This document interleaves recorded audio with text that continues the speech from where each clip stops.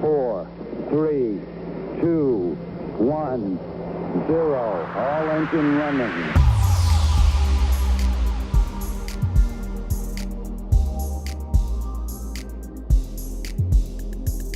Discovery's 4 computers now have primary control of critical vehicle functions.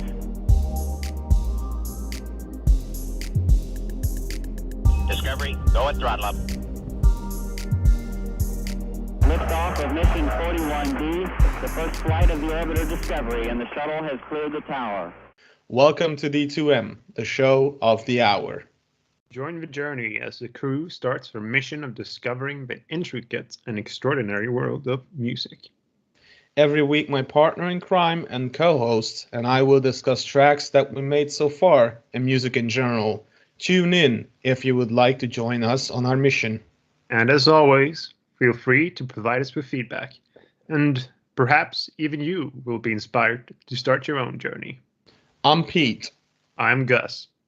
Let's get into it. All right, Gus, to start this discussion off, I have a question. Why make music in the first place? Well, you see, for me, music is a great emotional and creative output. Like, a lot of the times I feel like I need to express my feelings. And I feel like music is a way for me to do that in ways that I wouldn't otherwise be able to. And it's really good if I have repressed feelings. And I also need a creative output in my life, especially when it gets monotonous. And also, like, sometimes when I feel like my identity kind of get lost when I'm doing things, I feel like music is a nice way for me to like express who I am and feel pride over what I make in the process.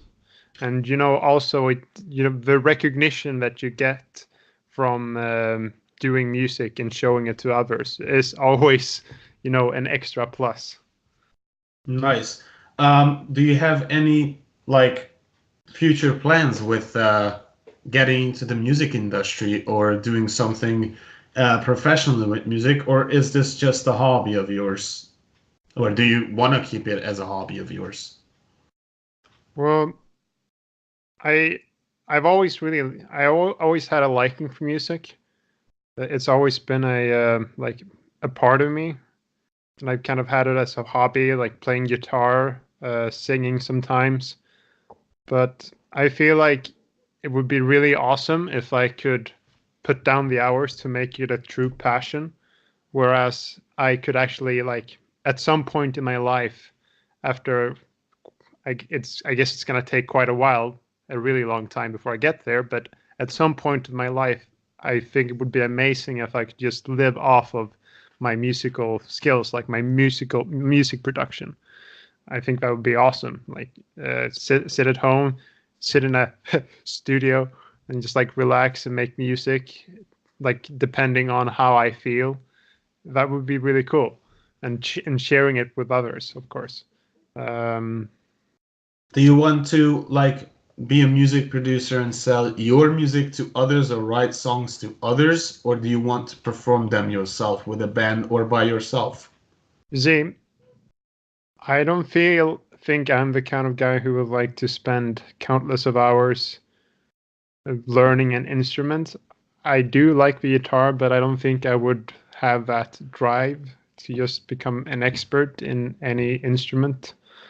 That's why I feel with a music, I will learn the music theory, of course, but that's why I feel like a music production software is really nice, because you can create music without actually having to play it, and it's a neat way into the industry. Someday I imagine I would compose songs through a music software, and write the lyrics, and then perhaps someone could sing the song for me. I would love to be that good at singing myself, but I would probably not be able to have a drive to put down the hours to do so. Okay, so you would rather sell it to others or write songs to others, as I understand. Yeah, Nice.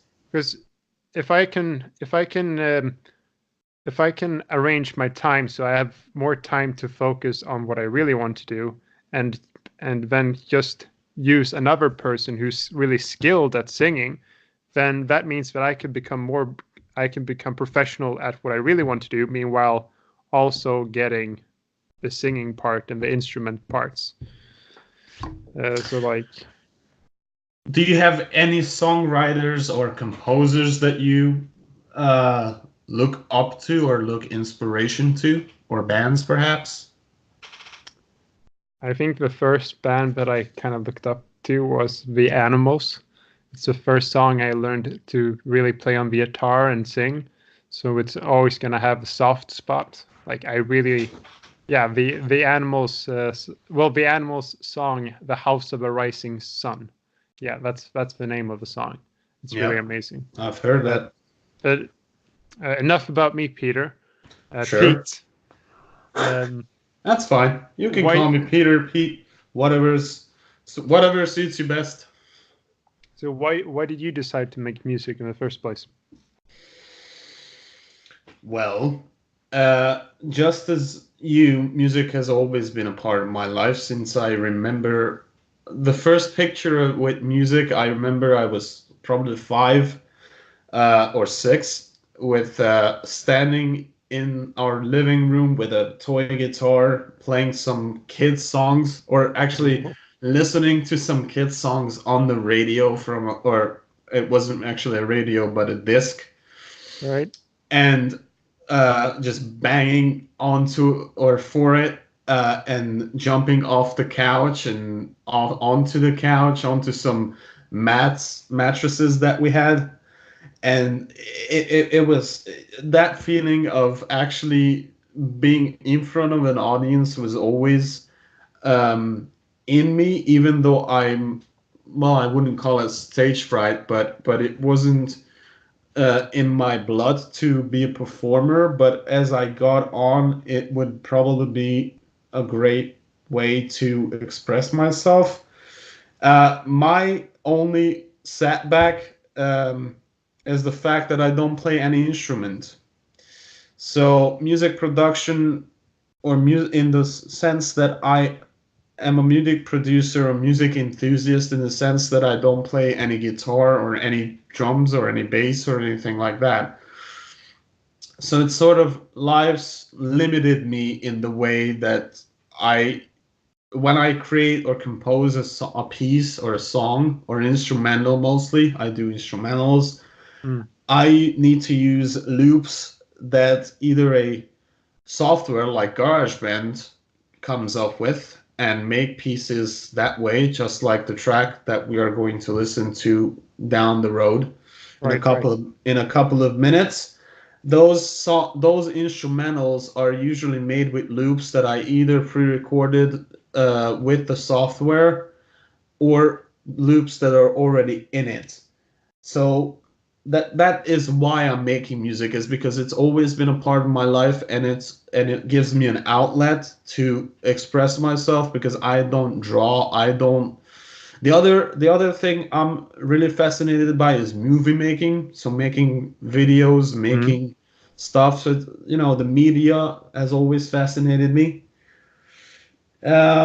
Yeah, so that's the basic answer to that question. Why make music in the first place? Is probably just like anyone who is interested in music, is just to express yourself and your feelings without words. Yeah, because there's some kind of feelings that you just can't express like otherwise, I feel.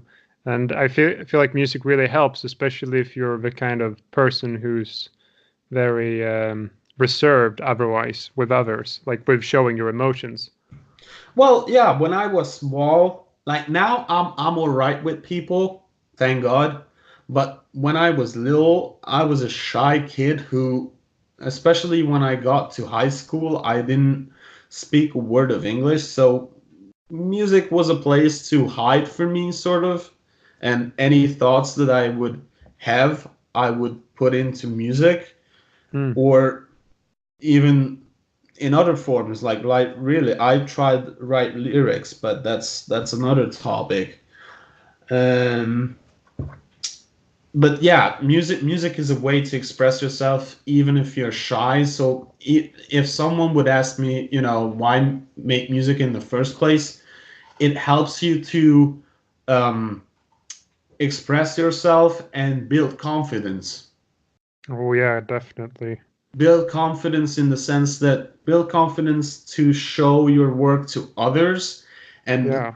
if you really want to take it to the next level, build confidence to stand in front of each other, even if it's one person, and sing or play that, or show them your piece, and accept constructive or even non-constructive criticism from others. And that's why we are making this podcast, right? Because we are two music enthusiasts who want to see where we stand. We have our own opinions. We might get opinions from our peers, but it would be great if you guys on the other end of the internet, you could tell us what you think of our tracks, maybe how could we improve it, and just collaborate with us on our journey, on our mission, so to speak. Now, back to you, Gus. How many tears do you think it will take to get to where you want to be? Will it Oh. will you feel an ocean?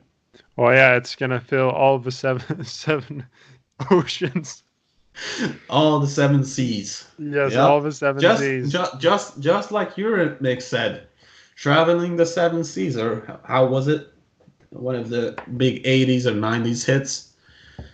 These Dreams Made of These by Eurythmics. Sweet dreams are made of these. Who am I to disagree? Yep, exactly. That Travel the song. world and And the the seven seven seas. seas. Exactly. Oh Now, my God, we're gonna get copyrighted. will you actually feel the seven seas with tears, or will you deal with it because you're passionate about it? Well, I mean, the thing is, becoming good at anything takes a lot of time, and it takes a lot of drive too. Like, I feel like there's a lot of times in my life where I'm like, oh, I really want to do this. I want to try that. Like, I'm so excited to try it out. But then when you get down with it, it just like even the next day you can feel like, no, I'm tired. Not today. No, and like it's hard to see if I'm gonna be able to have that passion and drive to actually be able to make it and to actually become good at making music. And But I are you the same way with music, or just the other stuff in your life, like other parts of life? Because from my point of view, music is the only thing. Well, music is one of the only things that I could deal with smaller failures better than any other parts. Obviously, I'm working on dealing with failure because that's life. But yeah, as a composer, as music being one of my, and probably your one of your hobbies, the fact that sometimes you fail and you have to throw all away as a composer, as a songwriter, even if you're an amateur or if you're a pro composer, songwriter, performer, whatever. I've heard an interview. I don't know if you know the rock band Hailstorm. no, I'm not It's a familiar. great female-led rock band, and they did an interview where they actually said that a great songwriter is only a great songwriter if he or she can put 110% into the song that he or she is writing, but at a drop of a dime, they are able to let go and not be bothered by it. Right, And right. and and that gives it the ability, or that actually shows that even though you put your heart and soul into it, you're not so attached to it that you cannot start over from scratch, meaning that you have enough passion and enough drive to try it over and over again. Yeah, and that's a hard thing for anyone to do. Like putting yourself out there like the fool. Yeah, But but that's that's what you gotta do in order to become a master. well, number one, number two, that's what I mean, that if you're passionate about music or about anything in life, whether it be lyrics writing, composing an instrumental, whatever, if you have the passion and the whole drive to do it, Yeah. then you will be able to deal with failures and celebrate wins much better. Now, I have a question though. Should we listen to some tracks? Because I feel like we have been talking for too long, and this is a Oh. music podcast after all. So, Right. what if we get into some music listening? How about it? All right, Pete. How about we start with one of yours? Sure. Well, here's a piece called Embraced. And this is a piece that I was looking through some loops. As I said, I use mostly loops. I was looking through some loops on the software that I use. And I found a great synth bass loop that you're actually going to hear in the track. And subsequently, I was also listening to Billie Jean by Michael Jackson, which is a great song, which has a great bass hook. That song was written around a great bass hook, and I was trying to do the same thing because one of my musical inspirations, not necessarily lyrics wise, but musical composition wise, if I want to do something really great, or if I need some inspiration, that's where I go, because Michael Jackson songs are really well put together in terms of instrumentals and the way he layers. He has always a foundation, whether it's a beat, a drum beat, or a bass hook. He has always a foundation for a track and builds all the sounds around that. So that's where the intention is for the track, is to do something just like Billie Jean did, or Michael Jackson did with Billie Jean, with a great bass hook. Again, the piece is called Embraced, and I guess let's hear it, shall we? All right, prepare yourself.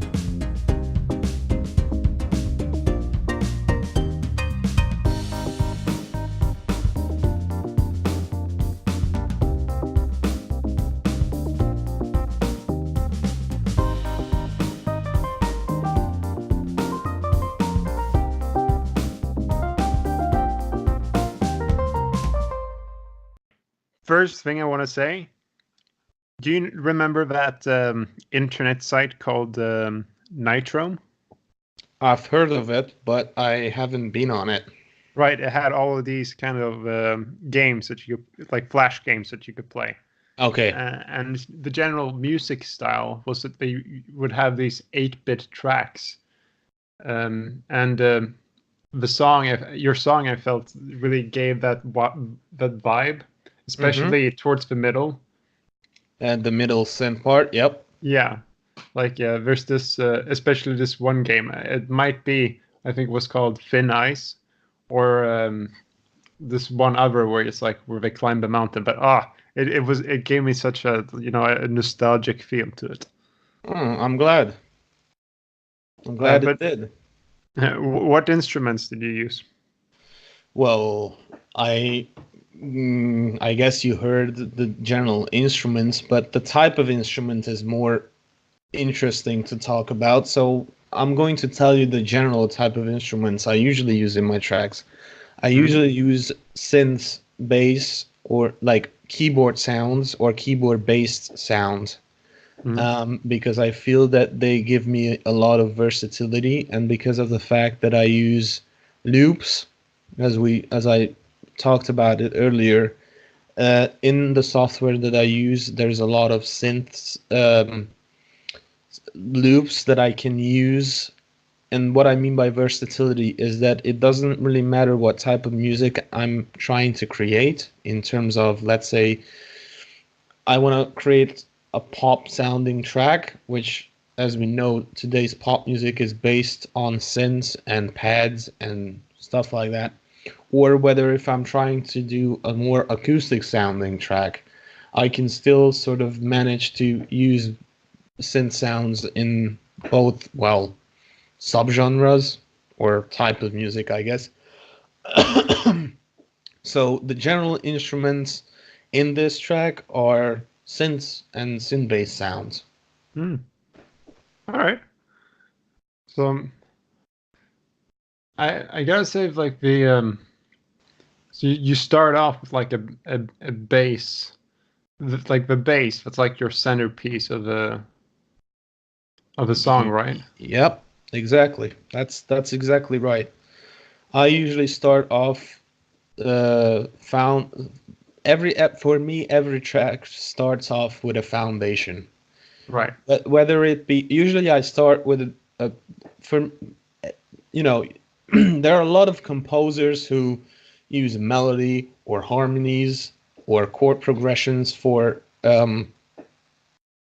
when they actually start the track.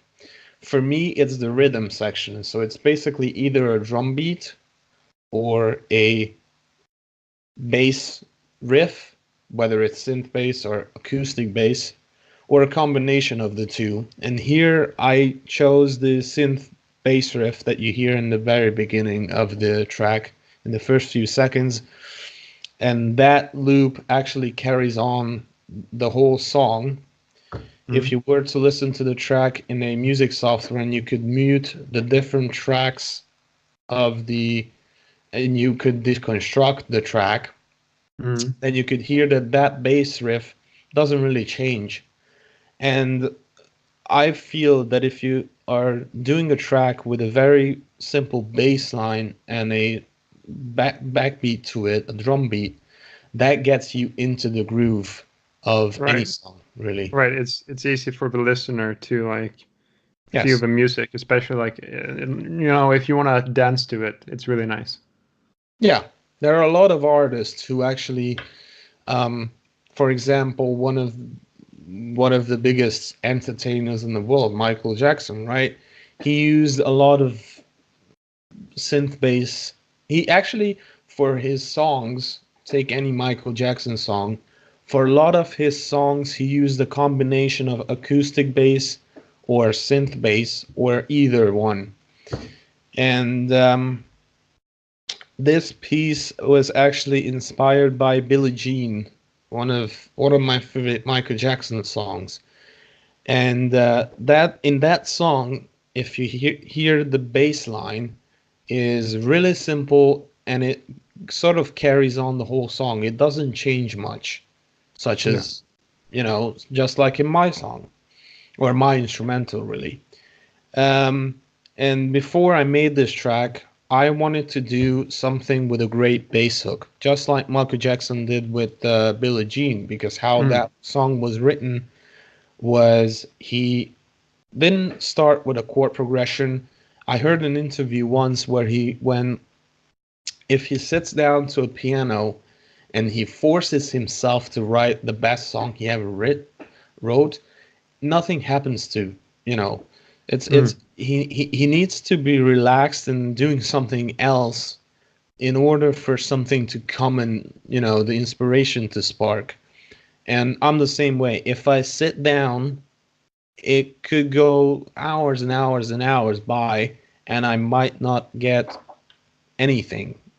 Right. A lot of times, sometimes there are times where I put together an instrumental in a few hours, and there are times when a week goes by and nothing happens, and I had to put that project off. And I heard that actually when Billie Jean was written, he was actually writing down where he lived. I don't know if it was Los Angeles or any other city, because he lived all over the place. He was riding in his car, and all of a sudden, this simple bass line came to him. And what I heard is how he records his ideas is using a tape recorder or some type of recording device, and he sort of puts down or sings that thing, what he hears in his head, into that tape recorder, and just start making sounds by doing beatboxing or whatever. And the bass line of Billie Jean is actually composed of two other funk songs. Now I'm not going to remember the names of those ones. But when Billie Jean was written, actually Michael Jackson was going and working with Quincy Jones, and what he wanted to do was cut the intro of the song a little bit shorter. Quincy Jones wanted to actually get to the melody part of the song a little bit sooner. But what Jackson said is that he felt that the drum and the bass is what got him to dance.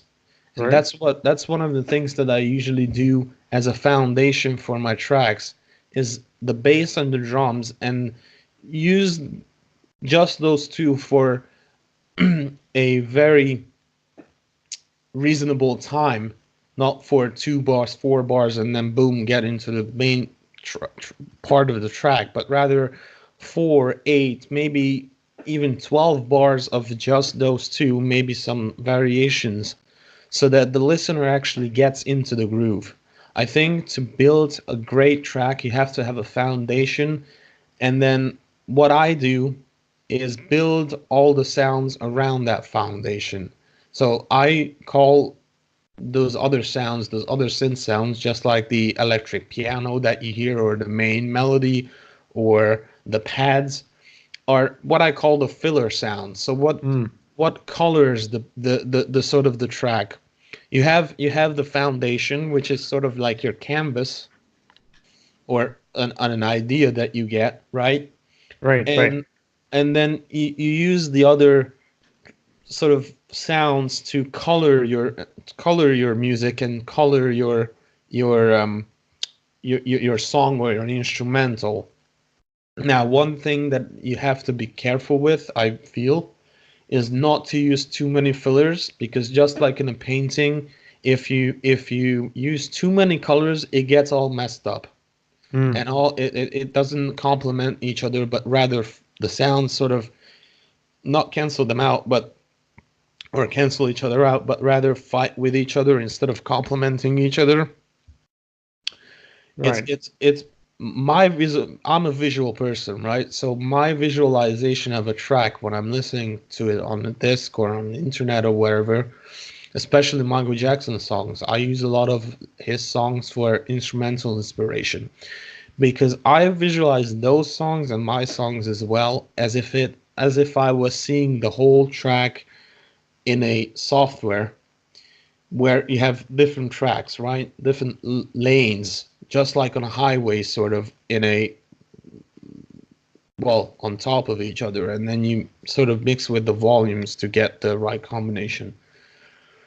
And if you have too many lanes on a highway or on a music track, they start to clash with each other and sort of not work. And just like on a highway, there's gonna be, well, let's call it music jam instead of traffic jam, where it just all clogs up and it becomes a mess instead of working with each other and bouncing. Or you could think of it like having you're cooking food, and then you have your main meal, let's say pasta with spaghetti. No, what am I saying? Spaghetti with tomato sauce. But then if you add too many different spices to that mix, then it's gonna ruin the taste. Yeah, or if you have a meal, you have main course, right? Your foundation. But if you have appetizer, dessert at the end, and then you put something in between, let's say, if you have too many stuff, then what happens is you become full and you just don't know what to do with yourself, because you're like, okay. Same thing I think about when I'm making a track is I don't want it to get too full, but I don't want to leave it empty either. So what I do is I build a strong foundation, or a reasonable foundation at least, right? And then use, based on how full is that foundation, how simple the riff is, or how uncomplicated the riff is, I can choose stronger filler sounds, such as a very strong saw synth chord, or a little light sort of melody filler for a synth. There are times where I'm done with a track and I listen to it and I feel that something is not right, something is empty. That's where I use pads most of the time. A lot of my tracks, if we in future episodes, you're gonna see that a lot of times, a lot of my tracks are starting with a pad, some type of pad, because I use those pads to fill up the track and make it more full sounding, and not so that the listener doesn't have that feeling that, okay, something's missing here. I have sort of like an empty gray area where I'm like, there should be something in the track, but there isn't. Right. So when you describe the fullness, like how do you, as a musician, do you identify like the fullness of your track? Is it like, so let's say you're listening, and then would fullness then be when you have too many instruments playing at once, or like too many different would I come when do I feel like it's too full? Or how do you know when it's too full? Well, when I hear and I don't like it, because I cannot hear the individual instruments. Right. And it just becomes a noise, and I rip my headphones off, because I'm like, okay, I have to dial this thing back, not in volume wise, because I can take the volume down, but in terms of fullness. So for example, let's take the drum beat of Billie Jean, right? A very simple drum beat that doesn't really change much. Yeah. Now, due to the fact that I'm not too technical, I'm not going to get into the technicality of what type of beat it is or whatever. But it's a simple drum beat, and it's a simple bass line. So to fill that up, or when I consider something just right or too full, is if I listen to a track, any track or one of my tracks, if I hear the foundation in conjunction with the filler sounds, I hear all of them together, but I can still distinguish the individual sounds. Right. If I just hear one particular sound overpowering the others, then I have to dial that down into a lighter type of sound. So for example, if I have a drum beat, a bass, a pad, which is usually a combination that I use because the rhythm section goes with the drum and the bass, and then the filler for the foundation is the pad. Right. And on top of that, let's say I put a main melody with a very strong saw synth. I don't know if people know what a saw synth is. There are certain type of synth sounds like a square wave, which is a really really it's not that harsh, and the waveform is it's for an enthusiast it's very hard to explain what a square wave or this different type of synth sounds, but the saw synth sound has a bite to the top end. It's a very thick low end, a very thick middle, and a bite on the top. So the whole sound is very full in of itself, right? So if I would put that onto a track where I have 3 sounds already, or 4, that would destroy the whole thing. So instead of putting a very strong synth sound on top, what I would do for a pad, a drum, and a bass, I would take something lighter synth-wise, maybe an electric piano or an acoustic piano for that matter, or something with a lighter, with something that is more lighter but still has power, something like an organ, a rock and roll organ, where you have that oomph to it. You have the power, but the sound is not too much. Basically, that's how I distinguish it. If it complements each other, and I can hear the individual sounds, or rather distinguish the individual sounds from each other when listening to the whole track. And I can sort of, okay, now this is the synth, this is the pad, this is the, and I can sort of describe it. That's what I use to gauge when something's full or something is too empty. Okay, I see. Okay, but let's do this. Enough of my tracks, because we've been going on for a while here now. What if we take a listen to one of your songs, which I've heard once, and I think it's really great, but let's give a chance to the audience to hear it, and then I'll have some questions about it. All right, we'll go back all the way to the year 2013, the year of personal cringe for Gus, when he made this music video. It's not French. It's just, I think it was made pretty well. Yeah.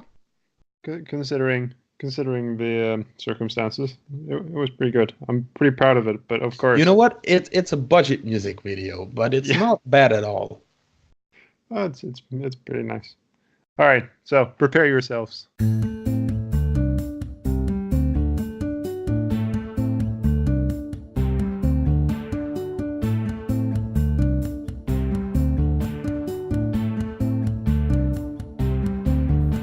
I'm sitting on the pavement, watching you pass, tugging onto life while yield the fleeting glance. Suffering is sad, rain all golden our hands. Don't you see? We're all in need. It's not greed. Chilling cool bites our bones while you lay in your comfy hopes. The starving, marring cravings for a home. Well, how long will this go on?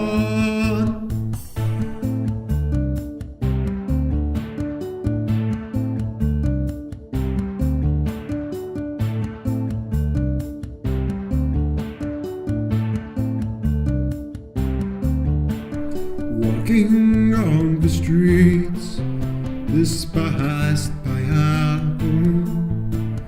Will there ever be someone to see us through? Oh Lord, give us a chance at life. Hear my people's cries tonight. Street musicians, folks with dogs, injured or crippled, the list goes on and on. Chilling cold bites our bones while you lay in your comfy hopes. The starving, marring cravings for a home. Oh, how long will this go on?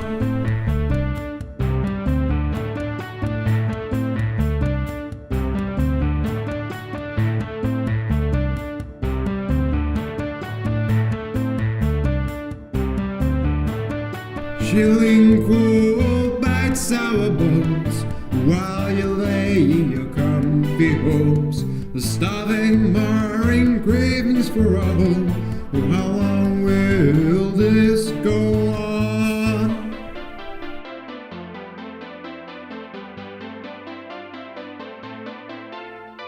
Chilling cold bites our bones while you lay in your comfy hopes. The starving, marring cravings for a home. Oh, how long will this go on?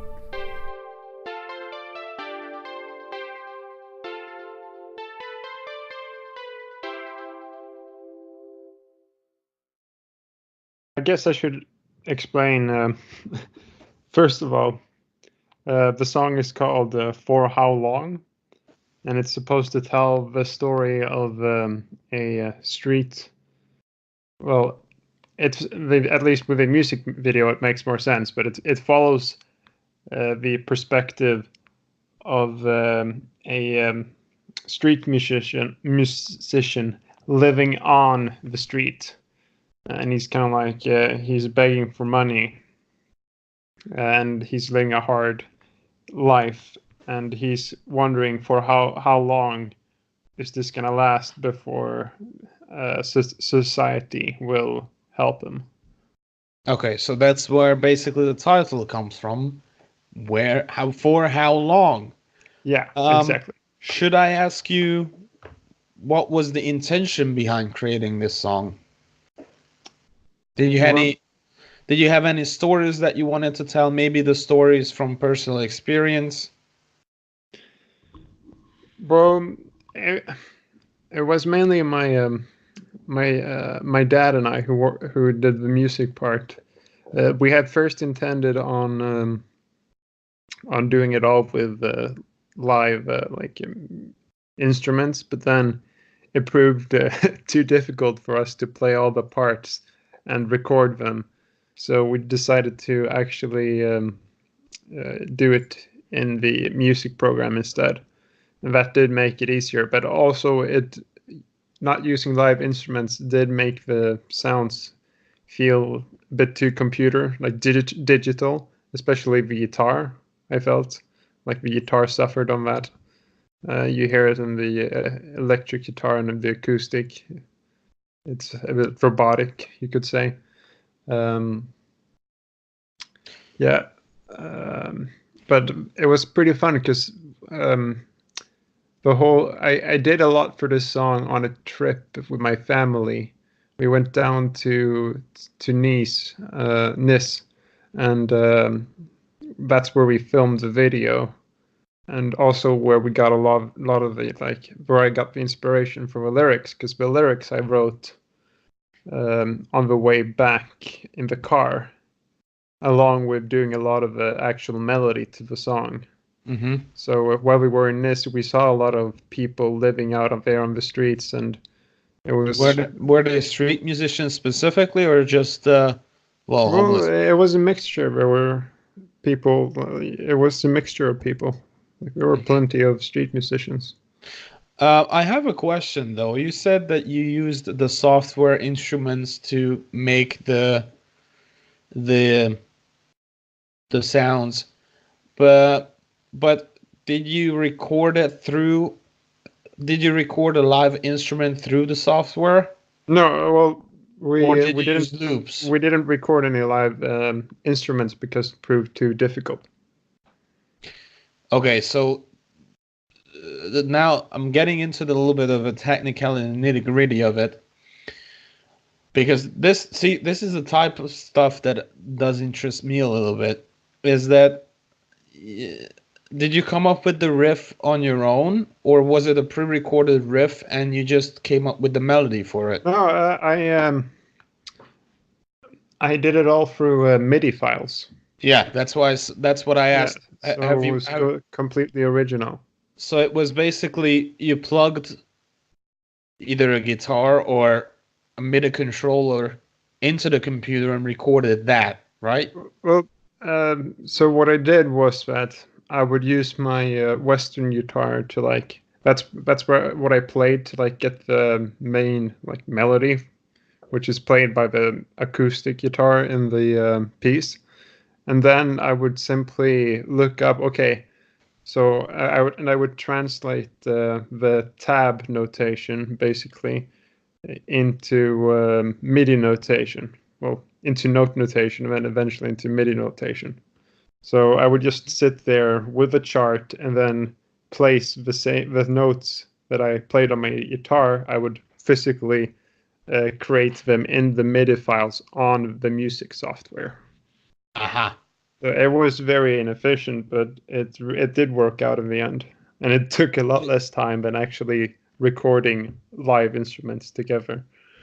Yeah, no, why I'm asking that is because uh, I don't know what your software you used. That's not in Right, I what was soft. like Magic's Music Maker. I think 13.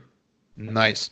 No, why I'm asking this is because I in GarageBand, and I assume that actually that can be done in a lot of other music softwares, is what you can do is if I go to, well, there's something called amps in my software, and that's for recording actually guitar into the software.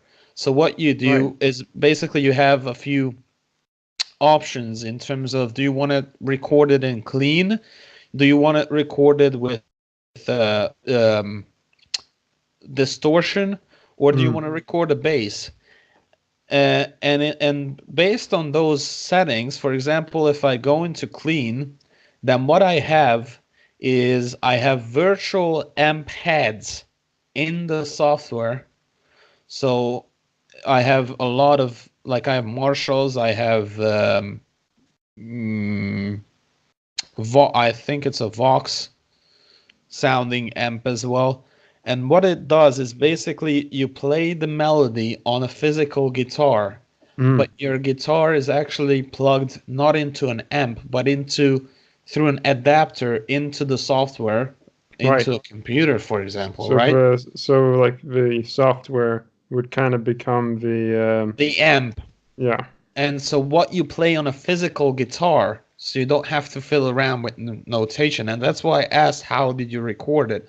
Is because with this, what I could do if I could play an instrument is I would take a guitar, take the adapter, take the jack cable, plug the jack cable into the guitar, the other end of the jack cable into a adapter,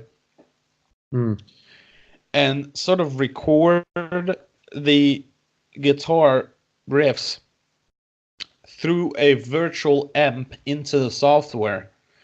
And I can do that with not just with guitars and stuff like that, but also with vocals.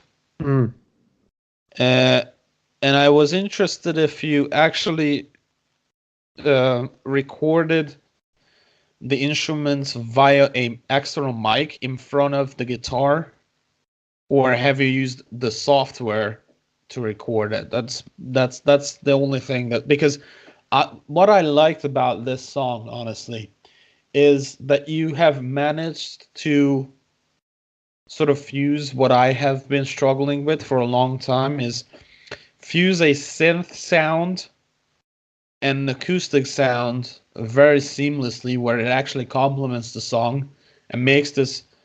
Well, it's an acoustic song since the main riff is played by a acoustic guitar, and that's for me, I guess, the foundation for the track. I don't know if Right. I'm correct. Correct me if I'm wrong here. Yeah, But the acoustic, the melody of the acoustic guitar is pretty much like what I based the song on. yeah, but then under it, there's this real. Actually, it's a pretty happy riff of a synth under it that makes it a little bit electronic. So Yeah. I guess that fusion was that intentional, or did you come up with that on the way as you were doing the song? Well, feel like for one thing, I always like keyboard and synths. It's always been pretty exciting. I like it in my music. You know, a prime example of a very of a song I like is like the Safety Dance by Men Without Hats. Yeah. I always enjoy listening to that like happy tune. So like when I write a song, like I would almost do anything to like put a synth or keyboard sound into my song because I like it so much. Mhm. So I guess I just tried experimenting with the guitar until I found something that I would like. Because I felt like having a normal piano wouldn't be enough. Yeah. It would sound dull, quite dull. Yeah. So basically, you used to track back to the fullness part of the track. You used the synth to make it more powerful. Yeah, you could say that. Yeah, definitely. I Nice. mean, perhaps I could have used an organ instead. That might have been interesting, you know, kind of like House of Rising Sun, but I feel it still worked pretty well. Mm-hmm. The only thing I might have felt that when it got too much was perhaps with the where the electric guitar came in. It might just be because it's a bit too strong, and yeah, I think that's probably one of the things that I felt was created a bit. I know you own a keyboard, or at least that's what my last info was. Right, right. Yeah, But I do. the riff is same thing, MIDI notation and software based, right? Yeah, it's all made in the software without any instruments. Okay. Yeah. Have you considered doing a song via using your instruments as MIDI controllers? Well, I would use generally I would have the keyboard on the side and like so I could listen to it, come up with like some kind of tune and see what sounds good. Mhm. But and then after I found something that I like, I would just write it on in the MIDI file on the software. Okay. That's generally how I would do it because I feel like personally I wouldn't be good enough using a keyboard that would input the MIDI notes for me. Uh-huh. I feel like I wouldn't be good enough to do that. Like based on You my know, skill. you know what they say, practice makes master. Yeah, practice big master. Yeah, of course. Like I need to try stuff. Right. No, I'm just saying because that's what I would do if I could play an instrument. Because it, for me at least, what it sounds like is that you know those softwares that you write actually music sheets with, where you actually compose notes and stuff like that. But for that, Right. you have to sort of, well, number one, you have to be able to read sheet music. Right. Oh God. So it's basically you're doing the same thing, except the MIDI notation. Yeah. So you're like- basically creating a sheet music in MIDI file Yeah, format. yeah, exactly. But I like it so much because it's kind of like that program Synthesia or Synthesia. Yeah, I think it's called Synthesia, where it's like where the notes are just falling down onto a piano, which is really nice. So I feel like you're doing the sort of what I would call the old school approach of composing. Because, you know, if I don't know how a pro composer would do this, but I feel like that a modern artist, like if you go up on the internet, there are a lot of YouTube singers, like pro singers, who do music on YouTube through Patreon, or well, that's how they fund themselves through Patreon followers and donations, sort of. And they have a YouTube channel where they upload the covers of some songs. I have some extraordinary people that I follow, and they are greatly skilled. Oh yes. But I feel like you're doing what like Mozart would have done, is sit at a piano, come with a melody, and then just write it on paper, except you do it on a computer. Mozart sat there with his Windows Windows Vista. What time? 16th century Windows Vista. I don't know I don't know when Mozart was alive. Oh, okay, whatever. No, but he was the one actually who was deaf, right? Or wasn't that Beethoven? Oh, actually, it was Beethoven. Sometimes, see, the thing is, you guys on the other end of the internet, you're going to call me stupid for this because we are doing a podcast about music, and some of the stuff we talk about, we don't have any clue about. So, congratulations to us, honestly, and mainly to me. FYI, that was sarcasm. Well, All we're right. starting out. Yeah, but I'm trying to be a pro here. Come on, God damn it. Okay, last question because we have to move on. Did you feel that it was worth doing a song? Like, I know it was for a school project, right? Yeah. Okay, so would you do a song any differently in terms of, for example, genres, or I guess technically not, because you just said you would do it the same approach, but let's say genre-wise, would you do, what would be I guess my question is, what would the genre be that you would tackle for your next song? First of all, I'm starting out, and I feel when you're starting out, you want to explore as many genres of music as possible. You want to try as many different things as possible. Expose yourself to using all types of instruments, not just limiting yourselves. Of course, limiting yourselves is a good way of becoming creative because you're pushing the bounds of your limitations. However, I feel like what I kind of want to do is just jump from genre to genre and try making a song of each to see what kind of genre I like to explore, and pull the best of each genre to make a song. But I feel to start off, I really want to do like kind of folk music. I think kind of like House of a Rising Sun. And if I would do a different approach, it would probably be to like one thing that stands out in my song is that when it starts, there's I think you have the drum set starts immediately, the bass starts immediately, and also the acoustic guitar starts immediately. It's a bit too much for the beginning, I feel like. Whereas for your song, you started with just the bass. Yeah. Which is a much nicer way to introduce it, I think. However, in my case, if I would change it, I would probably do like we did in The House of Rising Sun by the Animals, where they just start with the guitar melody, the main riff, because that's what the foundation of my song is.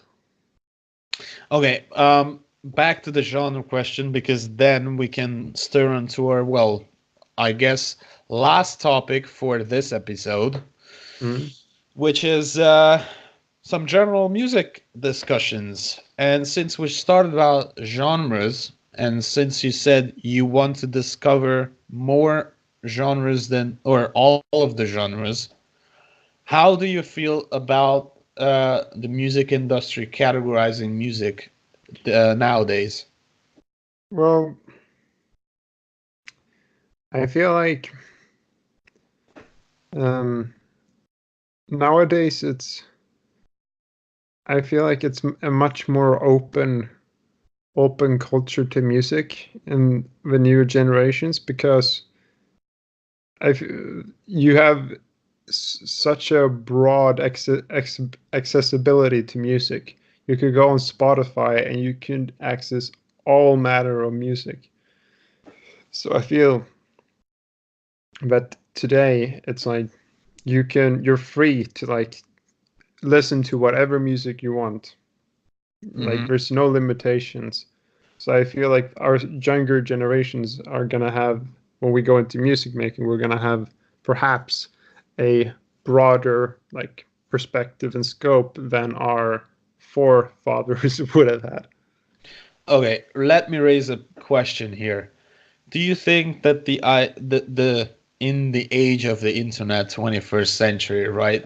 What we see is that most of the artists that come up, they don't make albums, or they make less physical albums, but rather they partner up with music streaming companies like Spotify or Deezer or whichever other one. Right, How because how do you feel about, as a music producer, right, who is on the other end or wanna be on the other end, yeah, meaning wannabe. meaning that if hypothetically we would want to sell, let's say, a track, what do you feel about the fact that nowadays people can go up and file share and download songs for virtually free? As an artist, don't you think that the artists get screwed over revenue wise? If you're worried about that, actually, there's in the European Parliament right now, they're actually passing a copyright like bill for the internet, where basically that will it's called like, or it was called Article 13, but now they changed it, I think, to Article 17, and will basically make it so that stuff that copyrighted material will be much more like protected. So I feel like it won't be as much of a problem here in Europe in the future, I guess. But I mean, it's still a big thing, like pirating music. And I mean, even if you go on to like YouTube, you can still find like uploads of certain. You will find uploads of songs there from like pretty much every song out there. Of course, some are led by their actual like writer or brand, but some are like some people who've just like taken the song, added up line, added a picture, and then you listen to it. But I mean, I still feel like the internet is a double-edged sword. Like, of course, people are going to steal it and share it over the internet, but it's also such an opportunity. It gives anyone the ability to share their music online. It's has awesome potential, and especially if you know how to share it in a good way and market it. Yeah, okay. No, I'm telling you why I'm asking this, because in the last couple of, well, years, I would say, is what I've been hearing from certain interviews and certain stories from pro musicians, is that they feel that they are getting screwed over, or at least, you know what, the older generation, you know, the ones who I grew up listening to, who were mainly active in their 80s. And since then, the industry changed, because there the main way to share your music was through a music label. Yeah. And make physical albums. And I've heard artists, I won't name any names, but I heard artists say that they feel that they are getting ripped off due to the fact that there is file sharing and there's pirate downloading and stuff like that without any consequences. There were a couple of artists who said that they the perfect phrase I'm trying to say here, or the perfect point I'm trying to make here, is the fact that through the internet, the the companies or the music labels who the artists is signed to, obviously they are losing revenue, right? Because there are no more physical albums, there are no more album art. Where, for example, if we take uh, go back to the 80s, there were shows on television about album art. There were uh, sort of like there were prizes for album art, Hmm. and people used to put the art actually up on their, let's say, on their shelves, and they liked to um liked the way it looked. So the point I'm trying to make here is that a lot of artists say that today, in writing a song or making an album, doesn't take up as much effort as it would have taken in the 80s, right? And that the back to the revenue part is that they're losing revenue in the way that um, the companies, the music labels are taking revenues to make up for the loss from elsewhere, taking from merchandise, taking from tour revenues, right? Because Hmm. generally what I've heard is that, and probably there will be people on the internet who will correct me, um, which is completely fine. That's why you guys are there. But what I've heard is that generally the music label would get their revenue, or their part of the revenue, from the album sales, right? For the Hmm. album sales for a certain artist. But now, to make up for that loss, what they do is take certain part of the artist's revenue from merchandise sales, from um, from touring revenues and stuff like that, which most of it would go to the artist, if not all, um, to the artist, and that's where they would get most of their revenue. So that's why I'm Hmm. asking if you agree with the fact that in the today's 21st century, is it good that most artists have gone on the internet rather than making albums, and you would have to go to a record store? And by the way, the number of record stores is also decreasing Yeah, of course. due to the fact that, so that's why I'm asking if you think it is a good point or a good thing that most artists nowadays are sharing their music with their fans through the internet rather than with albums. Yeah, they need to have a presence online, because if they don't have present their music online, someone else is gonna do it for them. Someone else, because like if they don't have the music on YouTube, or if they don't have it on Spotify or on SoundCloud or whatever, then like there's got to be some other person who starts posting it there and maybe claiming some of their revenue. Of course, now they just copyright that, but still, they would make so much more if they actually took the time to create a presence and sell stuff through the internet, having that presence online. I mean, like today, it's less about the album and more about like the music video. Like now it's a lot about designing a good music video with your music, because if you have an awesome music like video to your music, that could sell it even more. Like you know how what's I think is amazing, it's you have the meme culture on YouTube, and like and people can like make songs around that, and it just explodes because you have so many references you have, and then you add on that video art to it too, which just add so much more like connectivity and depth. Okay, so correct me if I'm wrong, but what I'm sensing is that you say that nowadays in 21st century, the music video that goes up online or on MTV or on, the TV waves is much more important than the album art itself. Yeah, of course. Is that okay? Well, I guess we heard 2 tracks. We had a little bit of general music discussion, and we had a few questions and discussions about the specific tracks. So there's nothing else much to say for this episode, guys, unless you, Gustav, have anything to say. Do you have anything? I think I've said enough already, except thank you guys for listening. If there's anyone out there, and see you next time, I guess. Yep, I concur. See you guys, and then we'll see you with the next episode. Bye-bye. P2M, the show of the hour.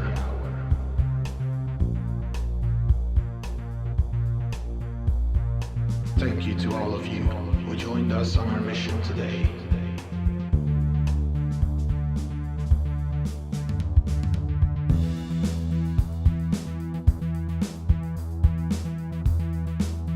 Adios, amigos. See you on our next mission.